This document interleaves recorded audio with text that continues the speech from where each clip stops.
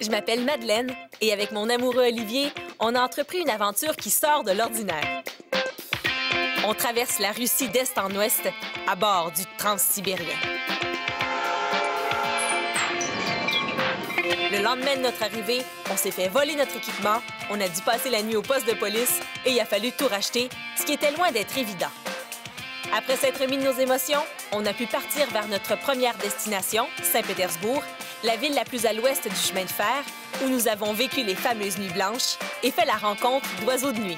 On a également eu la chance de contempler la ville par bateau et du haut de la cathédrale Saint-Isaac. Une fois remontés dans le Transsibérien, nous avons poursuivi notre route vers l'est en repassant par Moscou, où nous avons été invités dans le plus chic restaurant de la ville, le Café Pouchkine. Demain, Olivier et moi, on part vers notre troisième destination, Nijni Novgorod.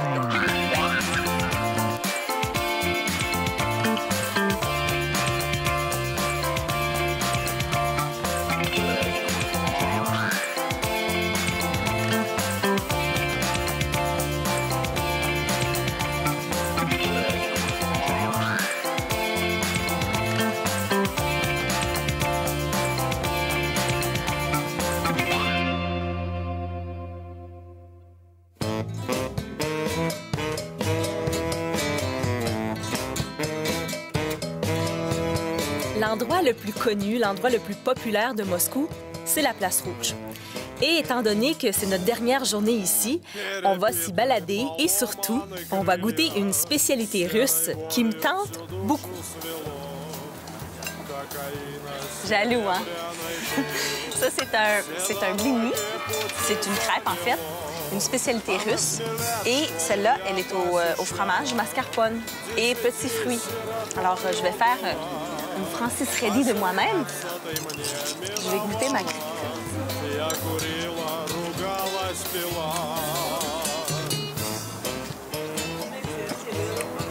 C'est incroyable. Ça n'a aucun bon sens.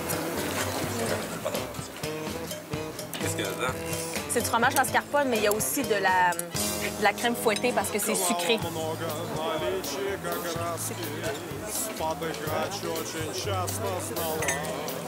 C'est, pour vrai de vrai, là, le meilleur dessert que j'ai jamais mangé de toute ma vie. Wow. Je suis sérieuse, là. Il n'y a rien qui peut battre ça. Tu sais ce que ça représente, chérie, hein? C'est une bouchée?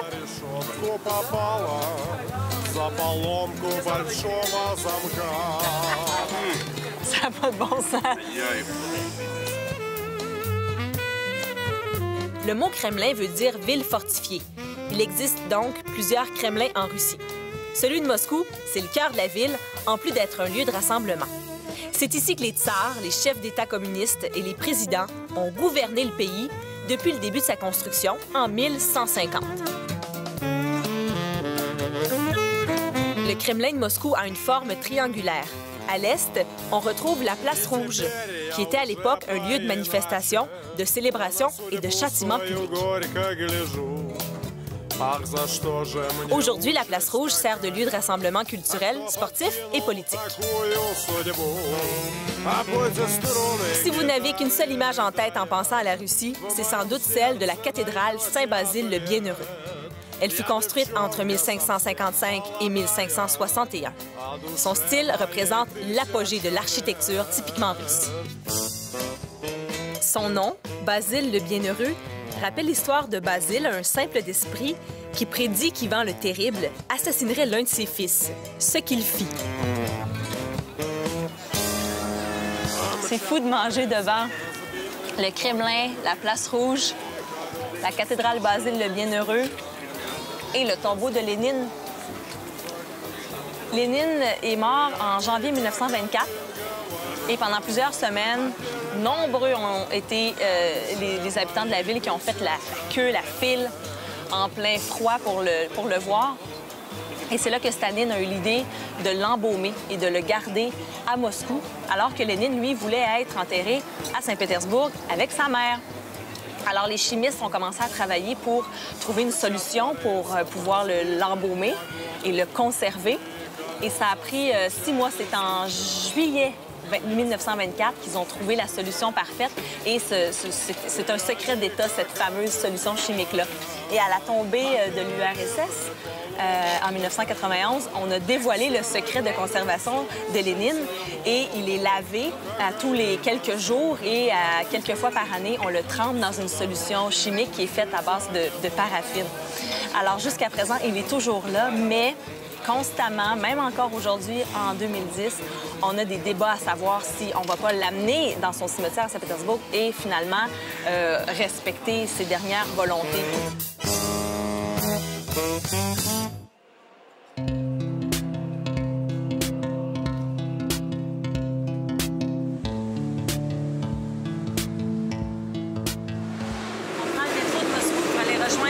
L'ami d'un ami qui s'appelle Dimitri. Et ce soir, il va à une fête chez un ami, un party chez un ami. Et il nous a invités. Donc, on va aller voir ce qui se passe de bon là-bas. Apparemment, il y a des gens qui parlent français et anglais. Donc, pratique pour nous. Lui, c'est Dimitri. Il est venu nous chercher au métro avec son ami Vitali. J'ai hâte de prendre un verre avec eux et, surtout, de jaser de la vie en Russie. Bienvenue à Moscou. Bienvenue à Moscou. Santé. Santé. In Russia, you have a rule about the kitchen. What is it? There is a rule. It goes from, I would say, Soviet times. And I would say it's not a rule, it's a custom. People used to sit in the kitchen and talk heart to heart. Really open talk, probably late in the evening. Moi, je suis très curieuse de savoir comment vous avez vécu la transition entre l'URSS et la politique d'aujourd'hui. I remember one case at school. There was sort of political information for kids. We were about to know what the things are, how good is the government and stuff like this. And they told me, the teacher told us, you know, perestroika is coming. There was really this term, perestroika, that everything. What do you think, what is perestroika? Okay, the word itself, it tells you that this is to rebuild. And I told, okay, this is to destroy everything and then just try to see whether something can be built. She said, no, of course not, Tatiana, you don't understand. Perestroika, it's to take everything the best, what was in the past, and really to see if something was wrong, and this is possible even with our Soviet government. And if something was wrong, you can try to get rid of it and only take everything good in the new era. I mean, people, they were completely idealistic and probably also, of course, the teacher understood maybe something, or maybe she was really in these ideas. For my parents, I think life was okay. But for those who knew that there is another life abroad, who knew that, I mean, there are probably better clothes, better food, I don't know, variety of music. I mean, they were missing this. Apparemment, c'est pas très marquant comme changement. I don't know if it's right or not, but the thing there was a reality, and then it changed completely because the institution, they cannot change that quickly. So I think it's not that easy to make and say, okay, it was next something morning, before. Yeah, sure. I think that the identity of Russian today and the reality is a mix of everything, and this is why it's so interesting and so difficult to understand, because there are lots of influence competing.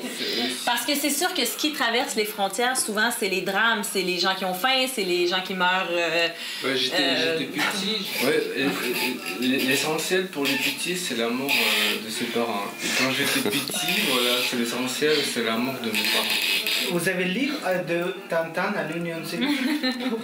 Tintin en Tintin, oui. Vous comprenez? Oui, c'est le stéréotype. Hein. Oui, c'est ça. Ça, c'était le vraiment grand stéréotype. Pour le Canada, le stéréotype, c'est le hockey et le sirop.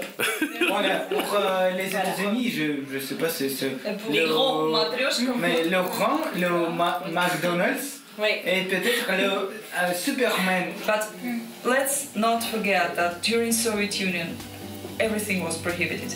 And this is only 20 years. And this is really going very fast and very intensively.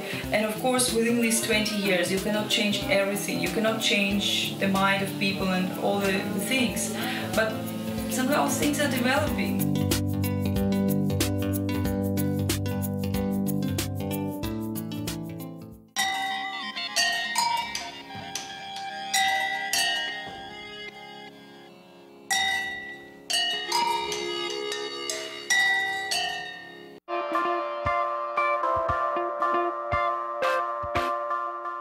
Avant de quitter Anna et Igor, j'ai envie de passer un agréable moment avec eux. Quoi de mieux qu'un parc d'amusement? Le parc Gorky, c'est l'un des endroits les plus amusants de Moscou. Impossible de manquer l'entrée principale avec ses drapeaux colorés et son carrousel qui semble tout droit sorti d'un film. On a décidé de prendre un autre chemin pour entrer sous les conseils d'Igor. On est venu au petit café qui est collé sur le parc. Et puis, quand on prend quelque chose au café, on peut entrer dans le parc par le café. Donc, en évitant de faire la ligne et la queue. Mais il faut se taper. Le chanteur. Le chanteur.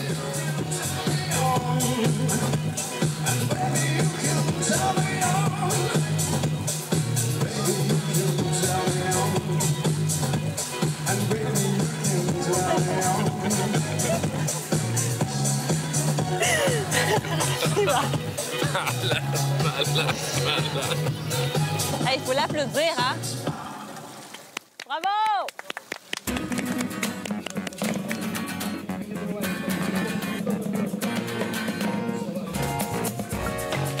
Le parc Gorky, c'est un peu la ronde de Moscou. Il fut ouvert il y a très longtemps, en 1928, et il est aujourd'hui protégé par le patrimoine mondial de l'UNESCO. On y retrouve des manèges et des jeux pour enfants.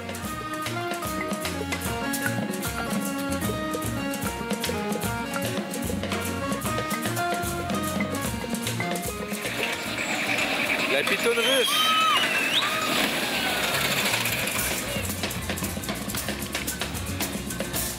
Devinez où ont été construites les premières montagnes russes? Bien, en Russie, à Saint-Pétersbourg plus précisément.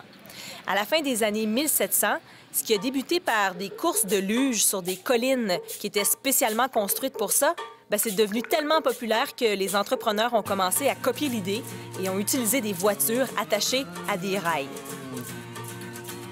La première boucle est construite à Paris en 1846. C'est à Coney Island, tout près de New York, que l'on retrouve le premier circuit complet. C'était en 1884.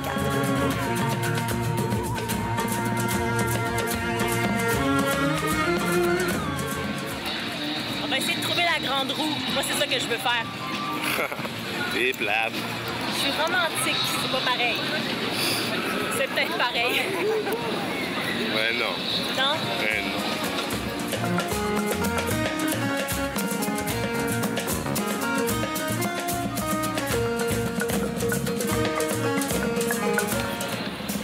On vient filmer la grande roue pour vous offrir une belle vue de la ville. Et Plus de grande roue. plus de grande roue. Ils ont enlevé la grande roue il y a 2 ans de ça. Non. Oui, parce qu'elle était trop vieille et trop dangereuse. Cet engin spatial, c'est une réplique d'un vrai vaisseau, le Buran. Les dirigeants soviétiques voulaient à l'époque avoir des vaisseaux aussi puissants que ceux des États-Unis pour être au même niveau technologique qu'eux durant la guerre froide. Ce projet de construction de navette a été le plus important et le plus coûteux de l'histoire de l'exploration spatiale soviétique.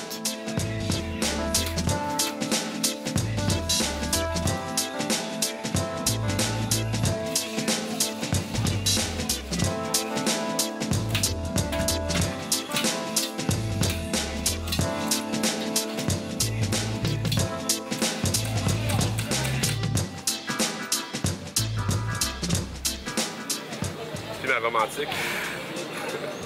C'est un flop total. La grande roue est disparue, alors je me suis dit, oh, on va faire le carrousel. On s'en vient au carrousel. C'est fermé. À 8 heures, ça fermait. Il est 9 h. Donc, pas de carrousel pour Madeleine. C'était beau, hein? Je pense que le seul manège qu'on va prendre aujourd'hui, c'est le train vers Nijni Novgorod. Ouais, faudrait y aller d'ailleurs à la gare. Ouais, il faut vraiment partir, c'est fini Moscou. OK. Bye-bye!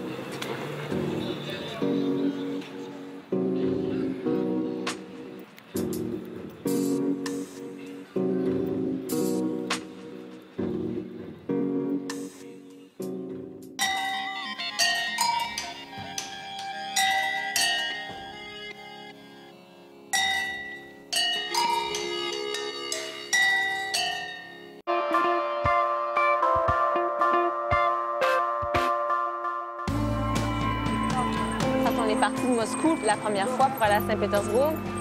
On a pris la gare de Moscou qui est de l'autre côté. Maintenant, on va prendre la gare qui va vers l'est. Vers Vladivostok. Vers Vladivostok.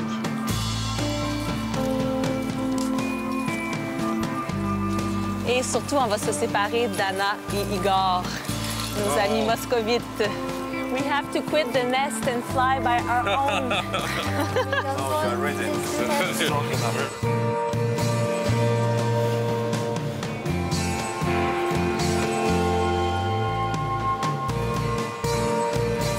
On a acheté 4 billets pour être tout seul dans notre cabine.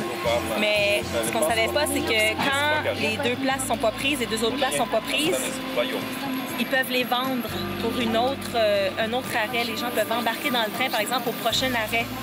Mais nous, il faut expliquer à chaque fois qu'on veut rester tout seul parce qu'on a plus d'équipement.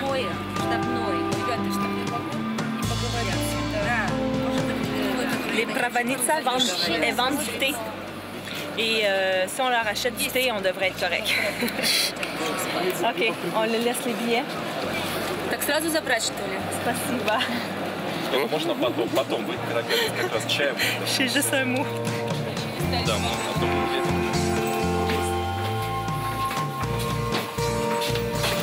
Thank you for everything. Thank you very much. we will miss you.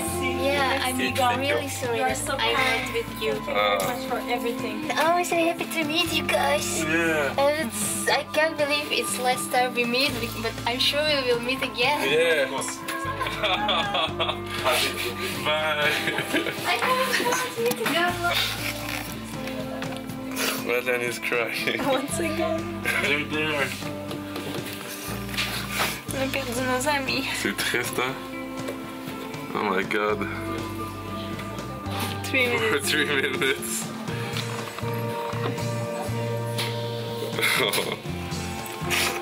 Je pleurais quand... She's crying. Je pleurais quand on est arrivé. On les a enfin trouvés, puis là, je pleure parce qu'on se sépare. 23h34. Dans 1 minute, on part. C'était tellement le fun. C'est pour ça que c'est triste. Anna était supposée être notre guide, mais vous savez, quand on s'est fait voler, elle s'est fait voler son passeport. Puis ça prend 2 mois avant d'avoir un passeport en Russie. Et on a tout essayé au monde entier pour qu'elle puisse venir. Il était même supposé faire un film sur nous. Un making-of de notre voyage, de notre émission de télé pour son projet d'université.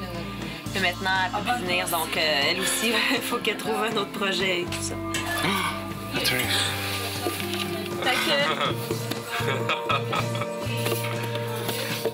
Bye bye. Bye nos amis. Bye bye. Kiss kiss.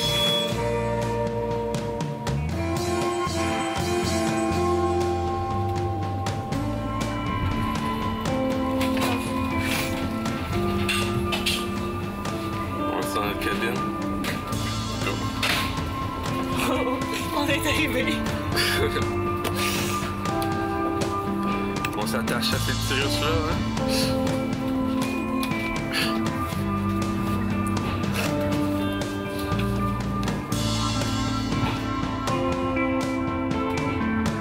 On prépare ça depuis longtemps, là, cette petite émission-là. Là. Donc, c'est ça. C'est triste. Puis, qu'est-ce qu'on va faire, c'est que on va s'arranger quand même pour trouver des traducteurs quand on va en avoir besoin.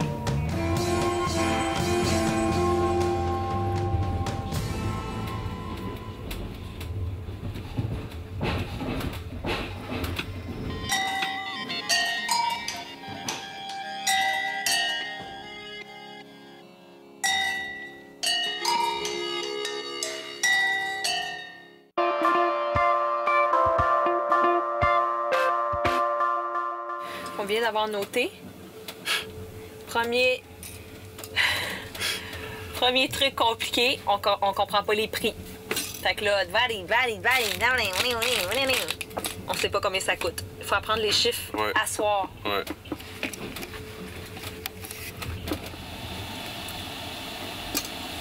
Très bon thé. Très bon. C'est réconfortant. Puis les petits chocolats qu'on a été obligé d'acheter sont très bons aussi. On a été obligé d'acheter. Bonjour. Et maintenant, on va expérimenter quelque chose de nouveau dans le train. Parce qu'on est vraiment exténué, puis on veut se calmer les nerfs un peu. On a oublié dans notre bulle un peu. Ouais. On va demander le menu pour pouvoir manger dans notre chambre. Donc, dans notre chambre, dans notre cabine. Attention. On a fait le tour. Allô! Parce que plus on fait affaire avec la proveniste, plus on peut lui donner de type et moins il y a de chances qu'elle appelle les autres gars pour dire qu'il y a 2 places de libre dans la cabine de Madeleine et Olivier. OK, je vais aller demander les menus. Venez. Les Pravanitsa sont en quelque sorte les hôtesses du train. Elles veillent au bien-être des passagers. Elle est peut-être pas là, mais je les entends parler. Ah, Oh! Извините, пожалуйста. Меню? Меню? Yeah. Ага, это ресторан. Вы кушать хотите? Сейчас. Английский есть? На английском есть меню у вас? Что? Рыбку. Девочки, алло. Плавает. Рыбку? У нас тут мы с 14-го покушать хотят. Parce qu'on voulait leur faire plaisir en leur commandant de la bouffe. Или хотя бы кто-нибудь из них. На английском меню есть? Fait que ça a l'air encore plus compliqué que d'être allé au resto. Ничего не понял. Je pense qu'ils vont aller chercher des menus et ils vont nous les amener. Mais moi, je voulais pas les faire chier, Mais pourquoi elle faisait ça comme ça avec sa main? Hey, Ripkel! Ripkel! Рыбку. Qu'est-ce que ça veut dire, ça? Qu'est-ce qui est curlé, là? Rip. Rip. C'est It's time for. Rip? Oui. Puis là, t'as Ripple. Ripple. Rip, c'est avec un I? How can I know? Et Rip. Julius, c'est ça comme Ça va se aussi. Hey, on est équipés. Ils sont 4, là. I want to know if there's pasta first. Okay. Is there pasta? Moi, j'ai essayé de prendre l'affaire la plus simple au monde. Des pâtes carbonara. C'est compliqué. C'est malade, hein? C'est fou, raide. Я думаю, уже кушайте. C'est sûrement drôle, on n'a pas compris. Bye bye. OK, là, c'est malade mental. OK, la Pravanitsa est allée chercher une autre Pravanitsa qui n'avait pas son costume de Pravanitsa, mais qui parle anglais. C'est bon quand même, elle a dû la chercher, hein? Et la serveuse du restaurant, apparemment, parce qu'elle avait un petit calepin. Oui. Fait qu'on va attendre et on va voir si on va réussir à avoir nos pâtes et surtout si on va avoir assez d'argent pour payer. Maintenance, repair. Peut-être que la cuisine est en train de se faire reconstruire. Qu'est-ce que ça veut dire, ça? Ruka. Qu'est-ce que ça veut dire? Ben oui, poisson. Tu fais ça de même? Si tu me dis poisson? Oui. Da. Da. Excuse me. Yeah. Menu right now just chicken with potatoes freshened. OK, no pasta. Yeah. Спасибо. Wow. Bon ben, bon appétit.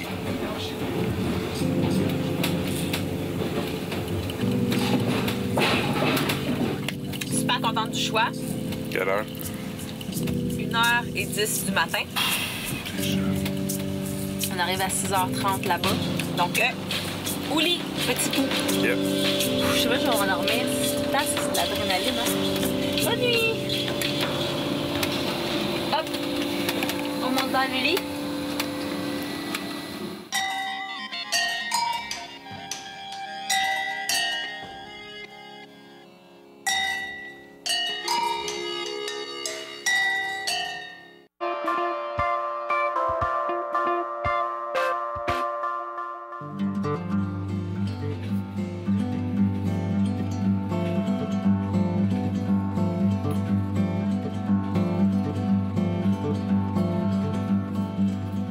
Ça y est, c'est fait. On a quitté la Grande Moscou pour commencer l'exploration de villes beaucoup moins connues comme celle-ci, Nijni Novgorod. Le matin se lève, c'est hyper calme, et plus on s'approche de la ville, plus le décor est étonnant. Il y a des carcasses de locomotives, des graffitis, des bâtisses abandonnées. On est bien loin du faste de la Place Rouge.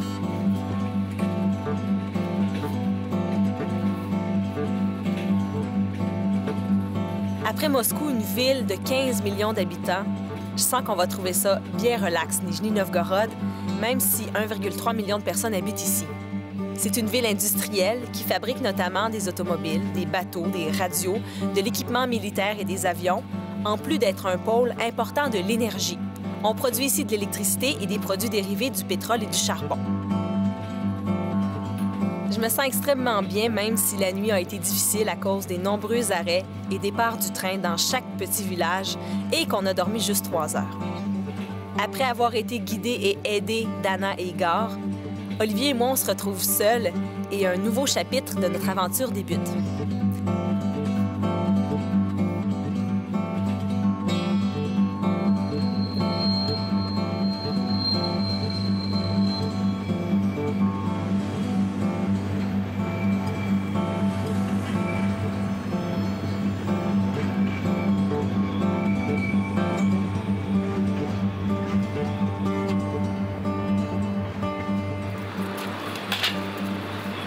Salut! Ben, quelle heure il est? Il est 6h30 du matin. Ouais. On est arrivé à Nijni Novgorod et on s'en va à l'hôtel. Ça a été une nuit assez difficile. Beaucoup d'arrêts dans le train. Moi, ouais, personnellement, j'ai dormi à coup de 5 minutes. Là, fait c'est ça. On est crevé raide, puis on s'en va se coucher. Ouais, on va aller à l'hôtel, on va essayer de dormir peut-être jusqu'à 11h midi. Mais on peut pas perdre trop de temps parce qu'on s'en va déjà demain, hein. Donc, on peut dormir un peu, mais pas tellement. Et puis, on va tenter d'aller visiter la ville cet après-midi. Puis, on aimerait ça peut-être aller pêcher demain. On va voir ça.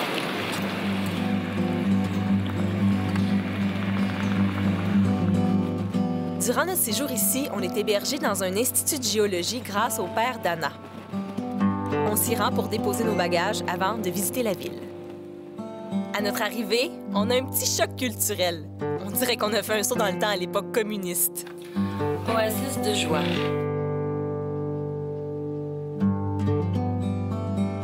Une vieille clé, genre comme en 1842. Franchement, tu te plais pour rien? On a la radio. C'est quoi ça?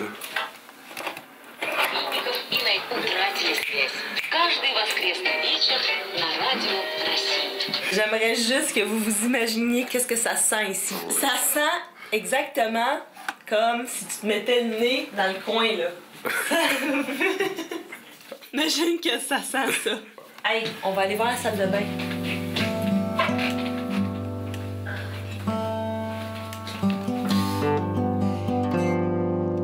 Ça, c'est le gâteau que Anna nous a donné avant de partir. Elle nous a dit que ça allait sûrement nous sauver la vie un jour. Ben, c'est à matin. Ça nous sauve la vie déjà.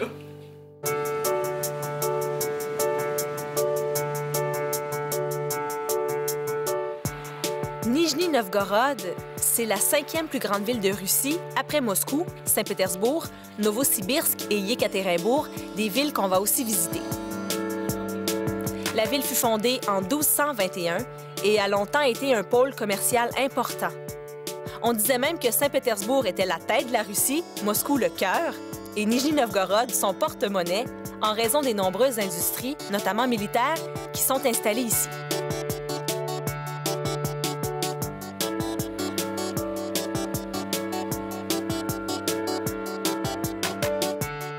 C'est d'ailleurs pour cette raison que la ville a été interdite aux touristes pendant plusieurs décennies pour s'assurer que les secrets de guerre étaient bien gardés.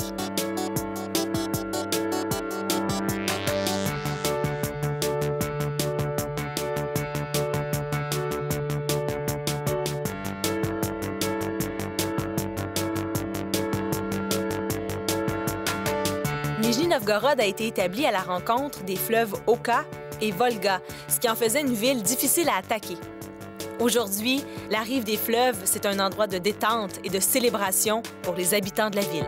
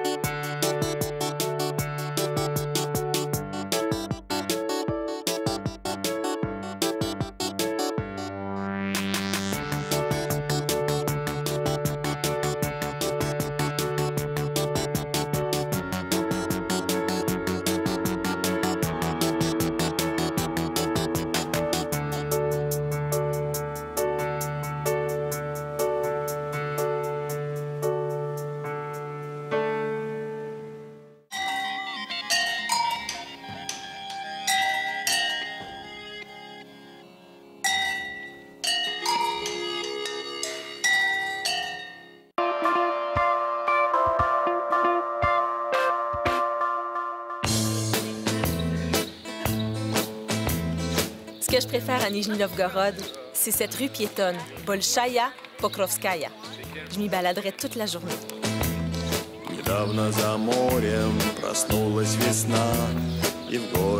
Regarde les déchets abandonnés ici dans la ville. Il y en a partout en Russie, contrairement au Canada. Mais ils se tiennent en groupe, ils ne sont pas tout seuls.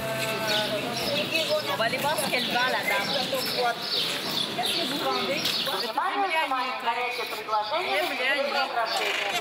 Ягода ничем не поливать, только дождем. Это же химия. Какой химии нет? Попробуй, дай ей попробуй. It's from forest.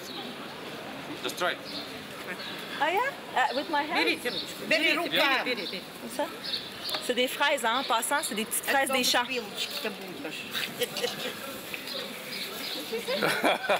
Do it again. What did you do? Il a fait ça comme ça.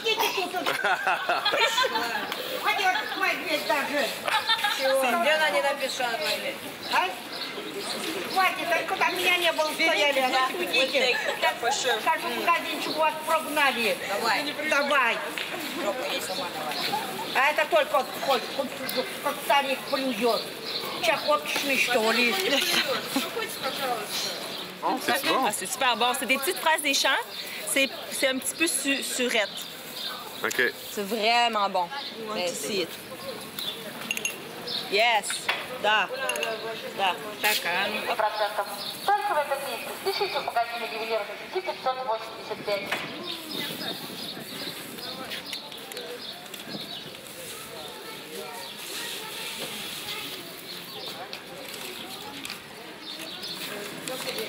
Bon, c'était 50 finalement. C'est 50 roubles? 50 roubles. Pourquoi est-ce qu'il y a une balance ici? 5 рублей. Конечно, деньги зарабатывать. На хлеб. To buy bread. OK. Пенсия маленькая на хлеб. C'est combien votre pension à peu près? Пенсия 4. И поглядишь, сколько тут на хлеб останется. Tu payes 5 roubles pour savoir comment tu pèses. C'est leur façon d'arrondir les fins de mois parce qu'elles disent que leur pension est pas bonne. Spasiba. Merci. OK, on va parler aux jeunes. What do you do? Mobile swim. We sell mobile cards. SIM card with. How come you're all together? You must be one here, one over there to sell more. Playing this game. And do you like the babushka? No. No, I like. Of course no. Why?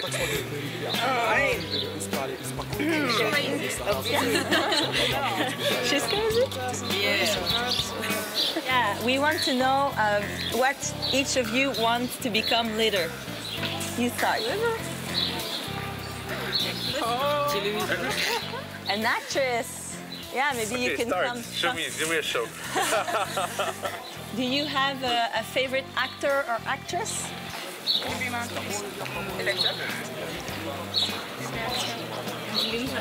Angelina Jolie. You look a bit like her. Make programs. Psychologist. Psychologist? You can help me. And you can help her. And what about you? We want to make programs, be programmers. For computers? Yes. Informatique. Okay. Wow. Good. And you? Beautiful height. You want to talk to guys like that? We'll run after me. Или модельер-конструктор, или реклама. Oh, wow. Commercial maker. Good dreams. And what about you, little boy?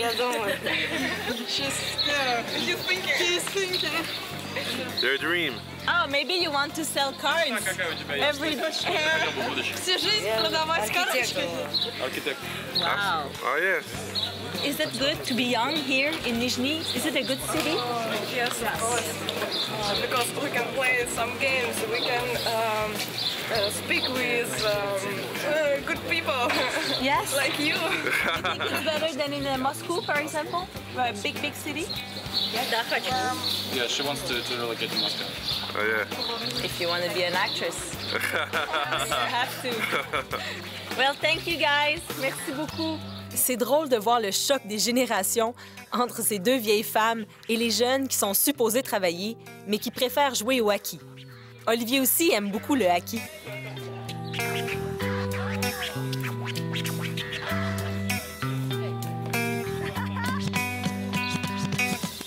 По-моему, начинается день. Не, нет, это просто кончилась ночь. Мы обкуренные в мясо и пьяные слегка лежа подставляем солнцу бока. Не надо так смотреть на ребят. Они выпили, устали и спокойно lежат. Мусора заколебали, зарабатывать. Ils sont le fun, les jeunes. Ils sont curieux. Je leur donne l'adresse Internet d'Évasion en espérant qu'un jour, ils aient la chance de voir l'émission. ION.TV.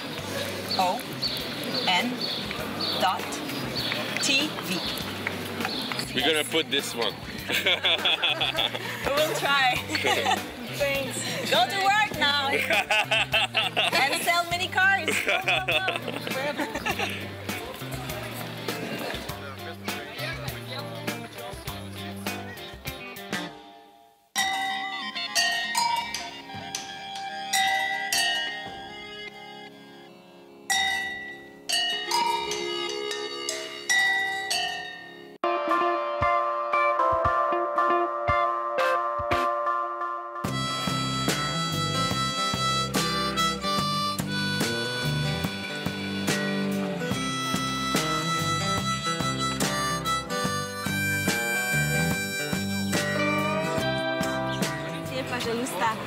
Qu'est-ce que c'est la boisson que vous vendez?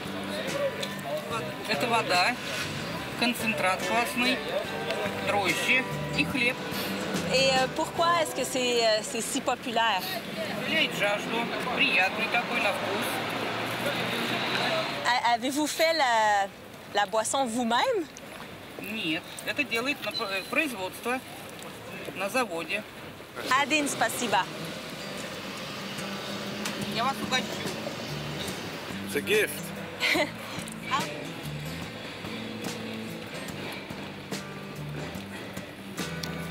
I'll give it anyway. For you. For you. Спасибо. Not for the... Spasiba. J'ai quand même laissé les 7 roubles, mais j'ai dit c'est pas pour la compagnie, c'est pour vous. Good.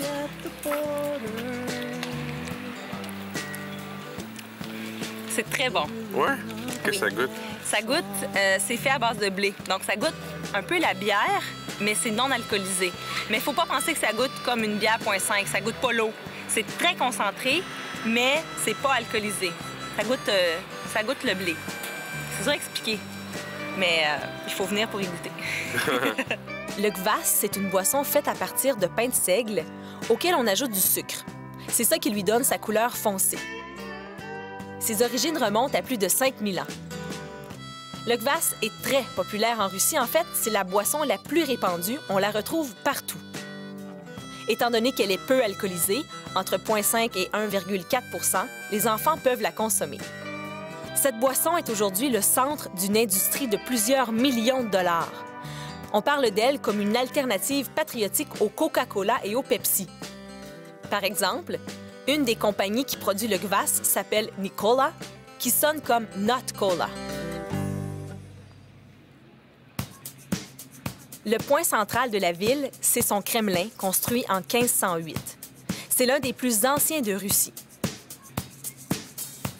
Ses murs font 2 km de circonférence et à l'intérieur, on y retrouve entre autres une exposition à ciel ouvert.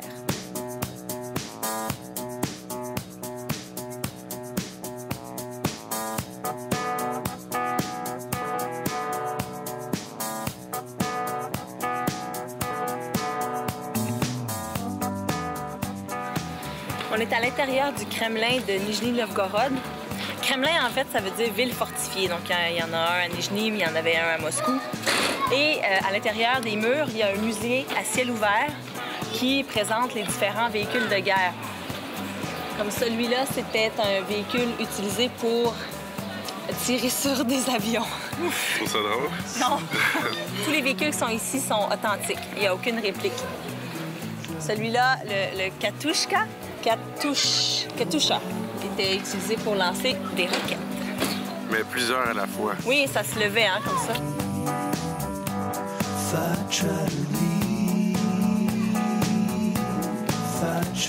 Le Jeep était construit ici, à Nijni Novgorod, mais à l'époque, la ville s'appelait Gorky. C'est pour ça que la station de train s'appelle Gorky. C'est l'ancien nom de la ville. Ça, c'est un Jeep qui était construit ici. Ça, c'est vraiment impressionnant, un vrai tank. On va les toucher. Je peux même monter dessus. Ouais. Celle-là, c'est pour amener les troupes. Oui, regarde, il y a justement une petite soldate en devenir à l'intérieur. Celui-là, je pense qu'il serait pour moi. C'est le mini-tank. Je me sentirais plus en sécurité dans celui-là. Ouais, hein?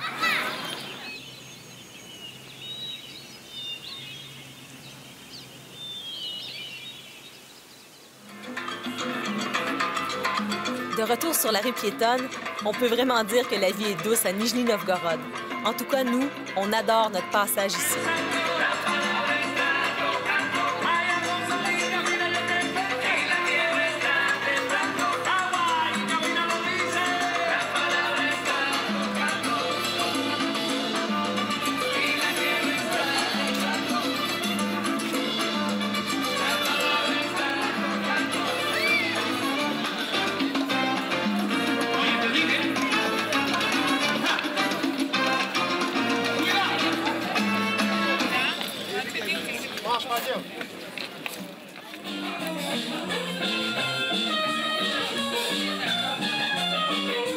Après cette belle balade, on s'arrête dans un pub, se reposer et surtout absorber tout ce qu'on vient de vivre. Une bière à la main, on regarde les gens s'amuser et les musiciens reprendre les succès des Beatles, un groupe longtemps interdit ici.